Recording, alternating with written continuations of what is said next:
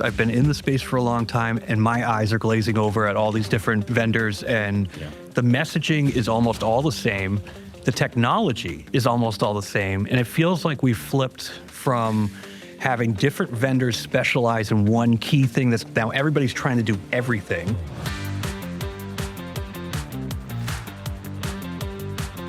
Hey everyone, welcome back to another episode of WorkTech Weekly. I'm Steve Smith, Managing Director of Growth at RepCap. So this episode was recorded at Transform 2026 in Las Vegas. And if you spent any time on the expo floor this year, something sort of felt off. The booths looked different, but the pitches sounded the same. Every vendor was leading with AI. Every product had been rebuilt, relaunched, and rebranded. And it was getting harder, not easier, to tell the players apart. That's the tension sitting at the center of this conversation. When the technology reaches parity, what actually differentiates one vendor from another? What does it mean for buyers who are already paralyzed by too many choices and too much uncertainty? My guest today is Mike Wood. He's an analyst at HR.com and a seasoned podcast host behind shows like the Totally Talent Podcast and The Wrap. Mike covers the space from a practitioner-first perspective, watching where the money goes, how the messaging shifts, and what's actually working versus what's just vaporware. In this conversation, we talk about the homogenization of work tech, the funding crunch pushing more companies toward acquisition or shutdown, and how AI is moving faster than most buyers are ready to move with it.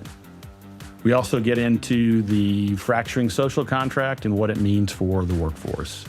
It's a wide-ranging conversation, and I think it's worth your time. So let's get into it.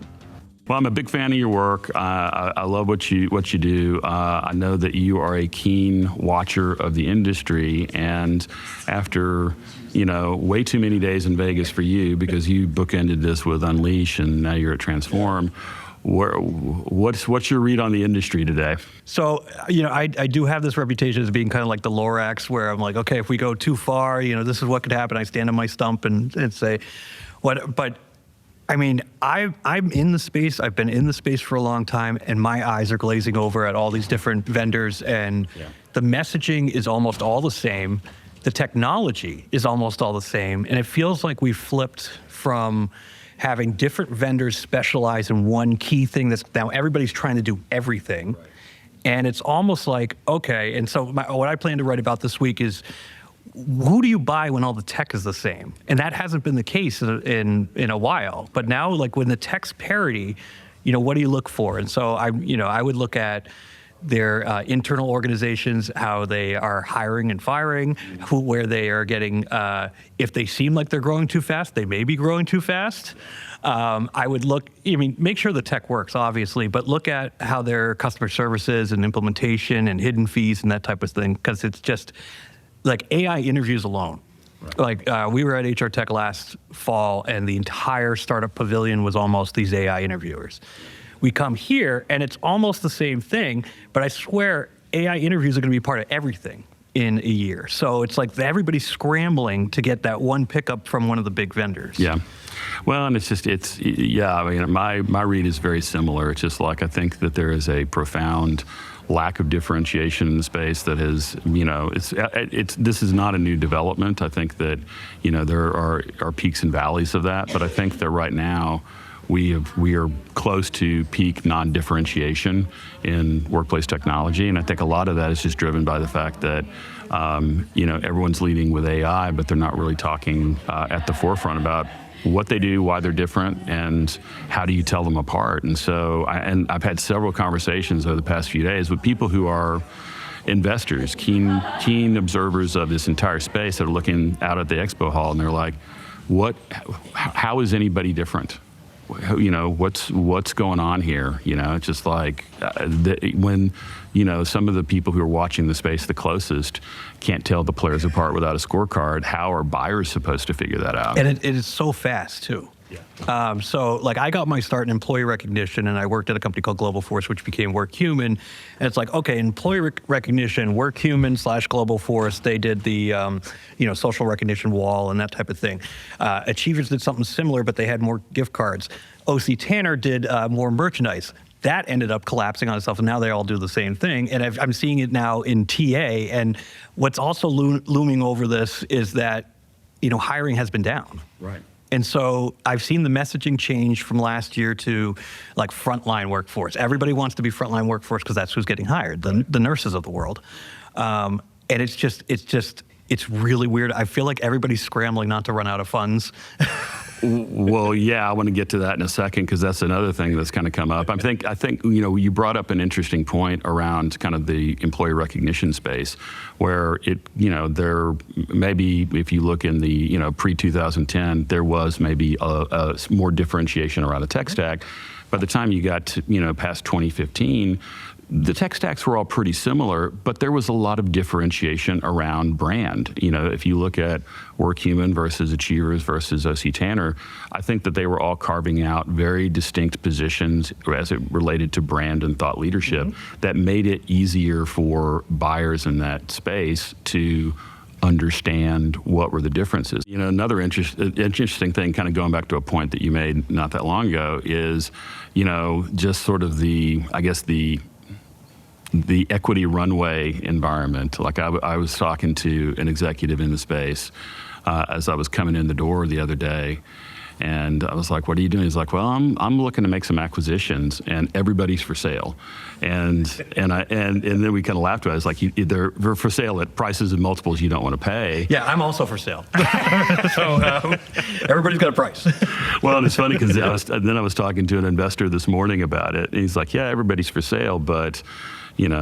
People that were asking for absurd multiples, not even that long ago, are now getting, well, either your read is hungrier or more desperate. And so I think that, we're definitely in an environment where there's more companies that either want or need to get acquired than can get acquired.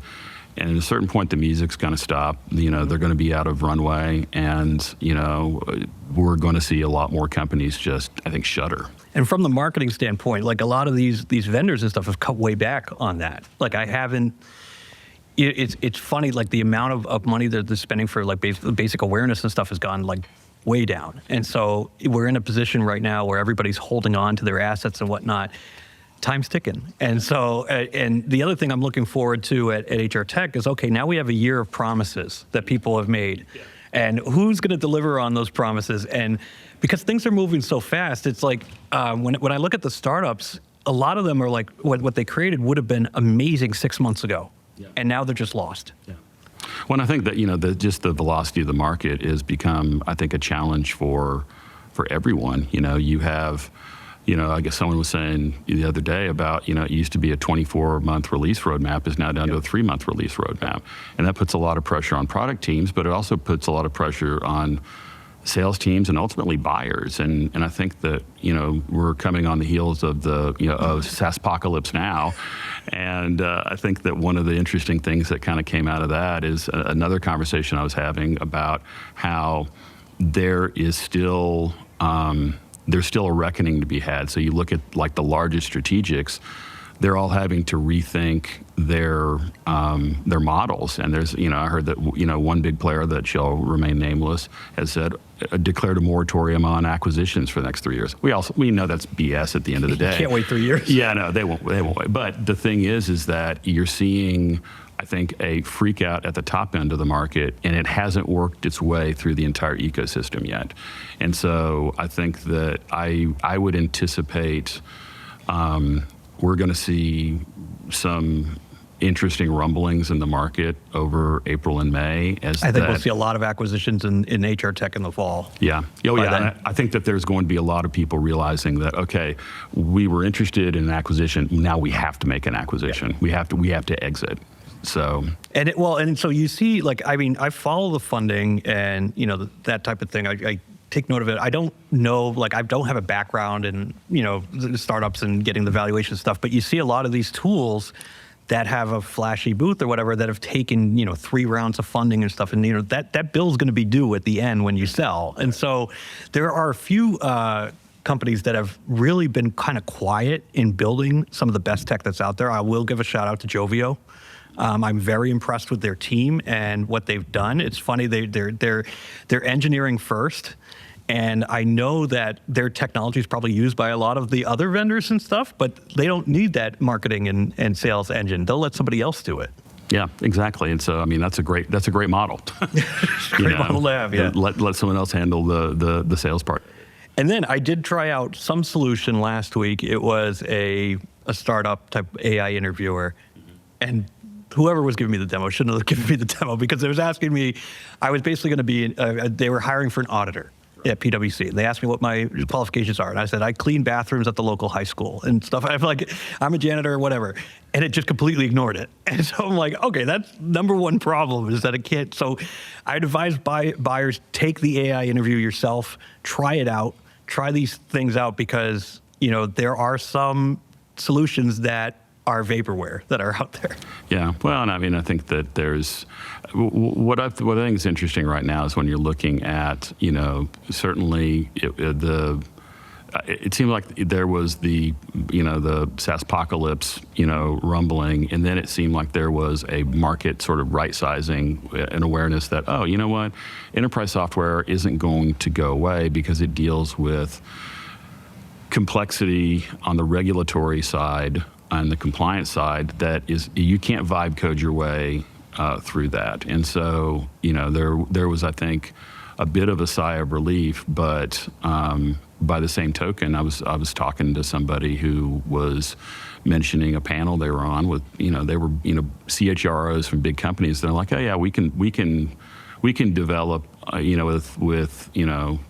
with Claude Code or whatever, we can build whatever solution we need. And I was just like, it's close though. So I will tell you, like, there's a couple big technological moments in my life that I will never forget. Like the first time I downloaded music as an MP3 off of Napster. Okay. I think I was in high school and I remember I set it up like overnight because I had dial-up. Yeah. And once I did that, and once that song came in my inbox, I'm like, this is going to change everything. Yeah. And so, I mean, there is AI hype and stuff. Like OpenAI, when it first came out to me, I tried to use it for writing a little bit, but it feels kind of like a parlor trick in that it will tell you kind of what you look like, but then it will forget things. Right. It's very forgetful. It's the Eeyore of but then I got into Claude this weekend because I've been reading a lot about Claude, and I'm amazed with what it can do. Oh yeah, it really is pretty phenomenal, and it's just like, especially if you're using, you know, the Enterprise Team Edition, and you really are able to calibrate it to whatever the task is. If you have, you know, the amount of training data that allows it to really dial in, especially around writing, yeah, you can do some amazing things. That said, you know, it still misses things that it shouldn't. You still miss. Need to get in there, and like it can do a good draft and a good starting point. But if you really want to write in your voice, you have to go over it, and you can't just set it and forget it. But it's funny. Like I mean, probably like a lot of people in the past couple of years with what's going on in the U.S., I doom scroll a lot before I go to bed or whatever. I'm like looking at Reddit, I'm looking at all these things. Well, last night I'm like, maybe I'll try to vibe code something. And so I had this idea where I would, I'm a huge history nerd, and I love like going to new places and pulling up the Wikipedia app and looking at the location, and it will tell me different articles around me. So I'm like, what if I created a walking buddy that did that? So I vibe coded it like in an hour or something last night, and I'm like, it probably doesn't work, but like if you are a small business owner or something like that, I would, and I sent a note to all my friends. I said, you got to learn Claude. Like this, you got to learn how to talk to systems like this, because this is going to be like learning how to use Google. Yeah. Well, there's been just, I mean, the degree of just my take, I mean, going from like enterprise OpenAI to enterprise Claude, the difference was not insubstantial. It was a significant improvement in just quality, speed, capability, everything. I mean, to a shocking degree. And then when you kind of bring in the Claude Code element and some of the other things, it's so easy to, basically spin up skills or artifacts to do any number of things, and a lot. Then all of a sudden it becomes, okay, I just need to spend some time thinking about what it is I need to do, and then just start kind of like stitching all these things together. So I mean, it's it's exciting and frightening at the same time. It's smart on Anthropic too, because now, like, I don't ever want to get rid of this tool now that I've used it. I mean, it is so great at, like, I had it read every old version of the rap that I write, and like, tell me what my voice is, tell me how to differentiate, and it was spot on. Yeah. Whereas OpenAI would have been like, it's okay, it would have been almost there. But what I want to ask you is, you know, as you're working with clients and stuff, so my wife works for a large hospital system. She could get a voice screening agent that would save her so much time, but you can't get, like, the buying cycles and, you know, for some of this old technology. Yeah. I don't know whether you partner with someone like Workday to try and get in there, or it's just tough to get people to change. Well, and then when you get into the regulatory environment, if you're in a highly regulated industry like healthcare, it's just like, then there's a whole other level of risk that, you know, it's, you know, if you're an end user, it's super annoying.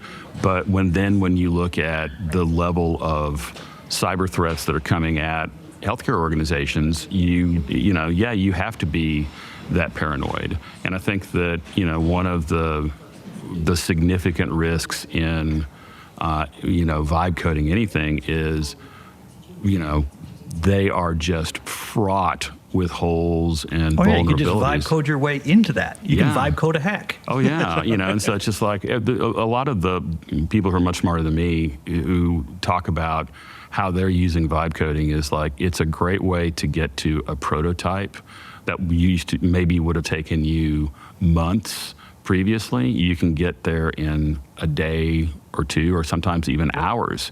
And when you think about the, you know, for $50,000 investment, you can get what would have been $2 or $3 million required minimum to get to the same level of product. That, I mean, that's a huge advantage if you're a startup. But you get to a point where it's just like, okay, I got my rough draft, you know, I have my MVP. Yep. But, you know, to have this ready to go public, I've, you know, got to spend some serious time on it. No, you can't trust it completely, and it's so a lot of, like, HR tech is like a window into society, and to me it's almost like the self-driving cars from maybe, I don't remember when they first started. Well, maybe I first started seeing them in like 2018 or something like that. But I still have not gotten into one of these self-driving cars, partially because I'm not 100% sure it's going to drop me off in one piece and alive. But now we're at the point where you have, like, the driverless ones that are all over the place now here. So it's technology's moving fast. It's tough. It's tough because the technology is moving faster than people want to hire. Well, and the technology is just moving faster than the people are comfortable with adoption as well, you know, and I think that's one of the big tensions that, you know, I mean, I think it was present this week at the conference. It's just like, here are vendors talking about agentic AI and how AI is going to transform everything. And I think that at the buyer level and at the end user level, there's a lot of skepticism and fear, and their ability or willingness to adopt these solutions is not moving as fast as I think the market either wants or needs. Mm-hmm. And so you kind of wonder, at what point does that start to catch up with the market? I wanted to pick your brain about pricing. Okay. Because there's a lot of the legacy vendors that are, you know, have the enterprise level. And I feel like the tech is so good now that you might be able to save a fortune by going to a smaller vendor. Oh, absolutely. And I think that we're going to start to see a lot of cost compression really kind of, you know, come to bear. It's just like, if you are, I don't know, if you are General Motors, you know, maybe you're not going to move as fast. But if you're a smaller organization and have the ability, I mean, just thinking about the cost savings on some of these things, the technical debt in legacy players is enormous, and it's not an easy solve. And it's just like, if you can find, you know, the right innovative player, I think that there's the ability to, you know, for forward-thinking organizations to really save tremendously on cost. But I also think that the biggest brands of 2030 maybe aren't even launched yet. No, yeah.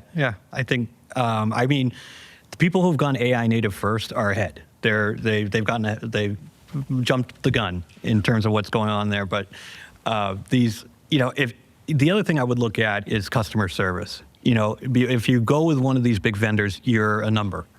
So if you can have someone that you can actually talk to on the phone to solve a problem, and maybe the bigger vendors do that with like a premium tier pricing for customer service, which is just insane. Yeah. But if you think about it, because I mean, I remember when the touch tone customer service options came out, they're like, oh yeah, this is gonna be great. But now everybody just, rage hits that 0 to get to talk to a real person. Well, and I think one of the things that's interesting that I'm picking up on is that for the longest time in SaaS growth models, you didn't want to have any service revenue in there because it basically it screwed up all your tables. And so it's just like there was this relentless tech purity that you wanted to have. And I think that you're starting to see that change. You're starting to see, some of these players that have some size and scale starting to spin up services support orgs because they realize that, guess what? Buyers actually want that, and they need that. And I think that especially as the buying environment changes and the market is changing rapidly, it's just like customers need more support. They need more hand-holding. And I think that if you're talking about differentiators, I think that you're going to be able to differentiate on your quality of service, whether it is excellent or poor. So it's a crazy time we live in. It is a very crazy time. Well, I know but it's fun though. It's very interesting. I do think that everybody, like, as hiring has gone down, which it has, I think that it's almost like they're ripping things down to the studs and then they'll build back up from that. I think hiring will come back, but it is a complete transition period over the past 2 years, maybe. Yeah. Well, I mean, it's just there's so many sort of, I think, contradictory signals in the market. I think that the fact that unemployment has stayed pretty flat in the U.S., I think, has left a lot of people scratching their heads. And I don't know if it's because when you see the level of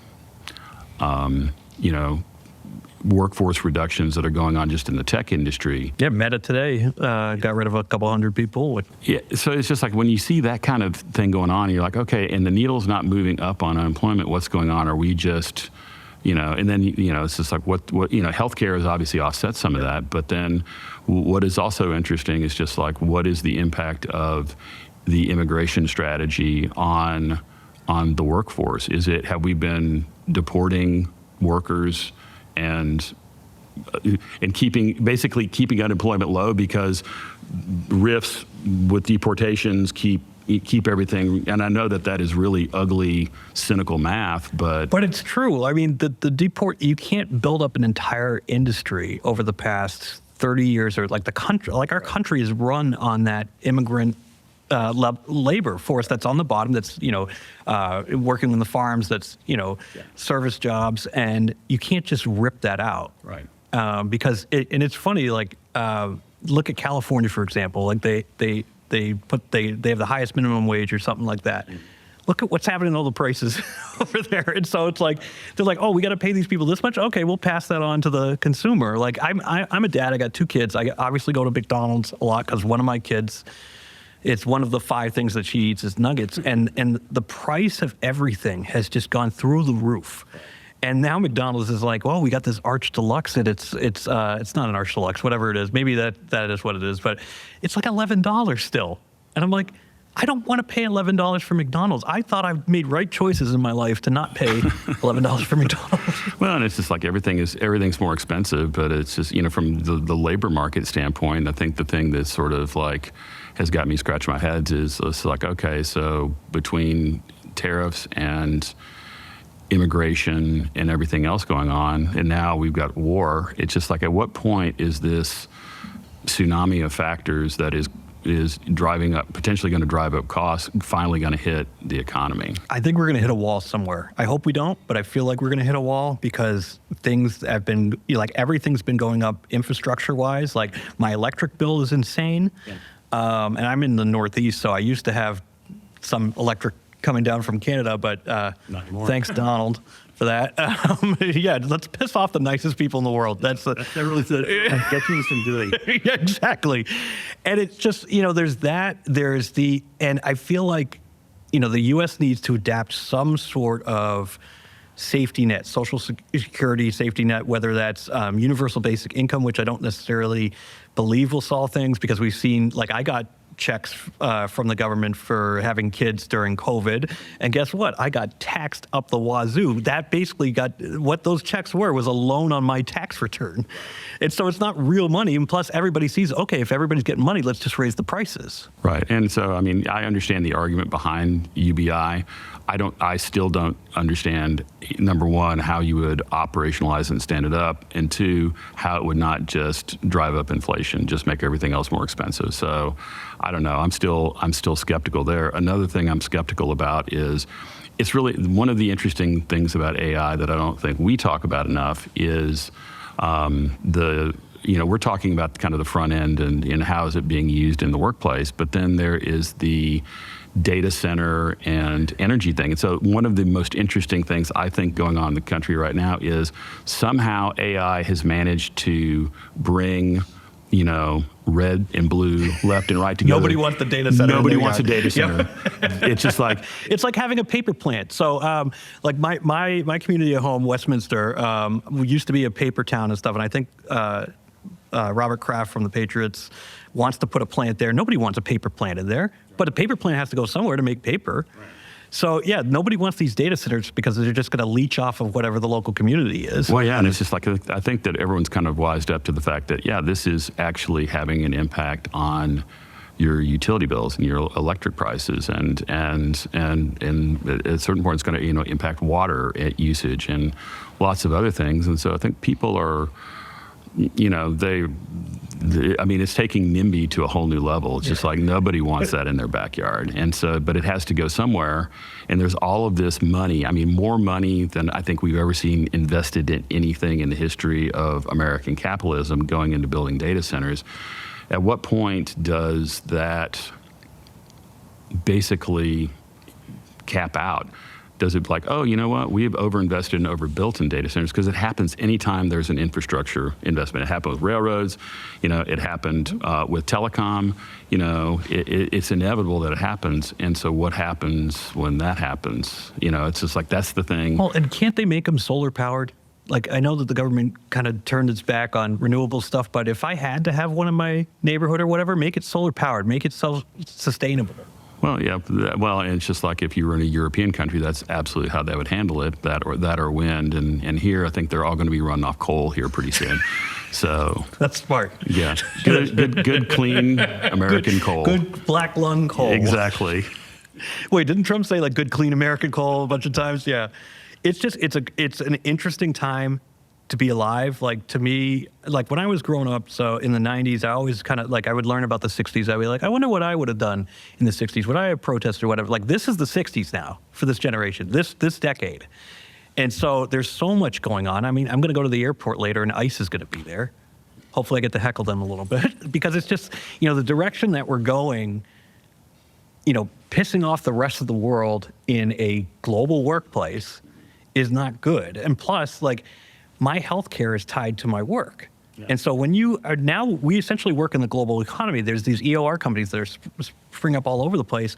Whereas, someone with my skills and whatever over in the Philippines or whatever is not gonna, you don't have to pay them benefits and you don't have to pay them the cost of living that living in Massachusetts is. Right. And so now I'm at a disadvantage. And so that's what I worry about for like my kids in the future is like, are American jobs almost gonna be all service oriented or where you need to be like on the front lines? Right. Well, and this is sort of like the last vestige of offshoring. It's just like, great, we're not going to hand out H-1B visas the way we used to. Well, you know what? If you've got an internet connection, you don't need to, you can work from anywhere in the world. So, the only restriction right now is time zone. Right. So it's like half my team is out in, Southeast Asia and they're fantastic. And the only problem is that they're 12 hours ahead or whatever. And you can get used to that. But it's just like, I worry that, salaries and everything are coming down. What's going to happen. And I think one of the reasons why we're not seeing a lot of spending in the space is you can't plan anymore. No. Like, do you remember how often we were talking about the future of work? Yes. Ever since I started in this industry in 2013, we were like, well, are you ready for the 2020 workplace? Steve, are you ready? Turns out no one was ready for the 2020 workplace because it was COVID. Right. And so, what I find that's really tough as a buyer right now is trying to make the decision to pull the trigger on one particular solution when 6 months down the line, something better could be coming. Right. Well, and I think that they're not, by and large. I think that you're seeing a lot of paralysis, and I mean, you're seeing that, buying cycles, pretty much across the board are extending. You have more people on the buying committee, and I think that it's just like everyone is trying to, mitigate their risk. And at a certain point, you can't. You have to just, if you get to a point where you can't put off a decision any longer, and you have to take a leap. But taking that leap is with a software purchase or which AI model you're going to go. I mean, it's because you get it wrong. That's your job. Yeah. Well, and I think that's the other thing is especially in. I don't want to. Yeah, actually, I do. I want to blame private equity for this. It's just you've got basically all this PE money that is going into companies, and everybody is walking around worried. I am one fuck up away from losing my job, and it's just like that's just no way to run a company with that level of fear. No, and you're going to see. So what I think is going to happen and it's already happened to kind of like people like you and me, that you end up becoming your own entrepreneur type of working solo with a bunch of different. I think there's going to be more of these fractional people that are out there because nobody wants to invest in benefits and whatnot. So we're all going to be in this fractional economy where I have 5 different jobs. Yeah. The gig economy is coming to the white collar workforce, and I think that's very much going to be the case. And I mean, and I think that where this kind of ties back to is just like where, and this hasn't been resolved and it's not going to resolve quickly. Is what is the social contract? It's just like what are the presumptions that we are bringing into, if I do this, then I will have a relative amount of stability or security. Mm-hmm. And so I think that, you look at, the entire post-World War II era was one particular social contract. And that has pretty much come to an end at this point. It used to be, it's just like, great, if I am middle class and I go to college, I know that I can get employment and do well, and my kids will be okay, and they can go to good schools, and I can retire, and I can buy a home and all that. And it's just like, not anymore. All that's frayed. So my dad worked at the same company for 50 years. So I can't talk to him about this stuff because he just doesn't get it. But he's got a pension, and he knew that if he worked hard, they would develop him. Companies now, I'm not sure if they want to develop people anymore. They just get rid of them and bring someone else in. Yeah, well, it's interesting because I think there was a Wall Street Journal article the other day about companies that are doing it right from a hiring and training and career development standpoint. And most companies aren't doing anything at all. A lot of companies do 1 or 2 or 3 things well, but by and large, the companies that are hitting on all cylinders are all legacy, huge companies. They're Boeing, they are Hewlett Packard. They are not small companies, and that's just not the reality for most people. Having that level of support and development just doesn't exist. So I graduated college in 2005, and I was told if you get a computer scientist, that degree was the number 1 degree, followed by accountants, and those people were safe, and that was the way to go. But now, and you always want to work for the Googles, the Metas, and whatever the world. I wonder if there's going to be a backlash where you don't want to work for that giant faceless corporation that's just going to cut your job and your life when Mark Zuckerberg wants another doomsday bunker. Well, I think we're already there. Yeah. I think that, and I mean, it's just like, look, no one is going to cry for the tech industry, and nor should they. When you think about, how in a 0 interest rate environment, tech jobs were plentiful and cushy, and you had the ping pong tables and the kombucha bars and all that stuff.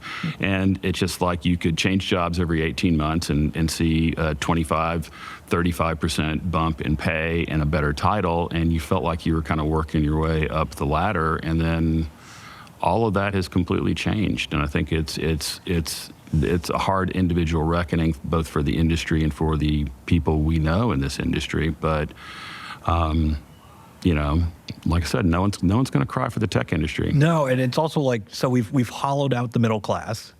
I probably used to be middle class. I probably would be considered mostly middle class if I didn't live in Massachusetts, but it's like everything is paycheck to paycheck. And you used to be able to like, okay, if I have a job, I can have a house, 2 kids, decent car, and be able to go on vacation once a year. Now you're watching your groceries, you're watching everything, and you're trying to get creative with vacation trips. Like I took my kids instead of Disney World, because Disney World is like $7,000. I took them to this knockoff type of place up in New Hampshire called Storyland, which if you're from New England, it's the exact same that it always has been. When I walked in there, it was the exact same thing, yeah, my poor kids had to meet a Cinderella, and they found out. I think it was maybe like a week later or something. They saw a picture of the real Cinderella castle, and she's like, "But I had tea with Cinderella." I'm like, "I'm sorry, that was someone playing the role of Cinderella." And she's like, "You lied to me." Yeah. It's like, yeah, that's you're going to have to pay for that therapy eventually. So, but even if you look at Vegas, like the stuff on the Strip is all marketed towards the highest of the high now. And whereas I'm staying at the South Point Hotel, which is great for the average guy, it's a lot more of that old fun vibe. Like I'm not having fun when I'm spending $25 at a table game or something. Like you can't. Or I'm paying $8 for a Gatorade. Yeah. That's not fun. So it's. I think the whole society is going through like a big change right now. I hope we find our footing. I hope we stop pissing off the rest of the world. I'm sorry. I always hate having to apologize to the U.S. when I go to other countries. It's just, yeah. Well, we're kind of ending on a down note here, man. Doom and gloom. I thought we were supposed to strike an optimistic tone. Well, on I think the we'll future all of the find industry. our footing, and I think society and everything, like they have to get down to the bad to see what good to change. You have to so I think things hopefully can't get worse, but I think that and I mean honestly, using some of these AI tools. Use them personally. Use them. I used Gemini I was walking by some booth and I was like, who do I know from this booth? Because there's so many vendors and stuff. So I asked Gemini. It goes into all my files and everything because we're a Google shop. And it's like, this person, by the way, your coworker talked to them about this and this. And I'm like, just basic organization was like, just great. Yeah. Well, I think that, to try to, stick the landing on an optimistic note, I think that one of the things that encourages me is that I've always been bullish on the HR tech, work tech industry because I know that there are a lot of founders who come in here that want to build a better mousetrap regardless of category because they want to make work better for people. And I had enough conversations with startup founders, AI founders that have that feel that same sense of mission and aspiration.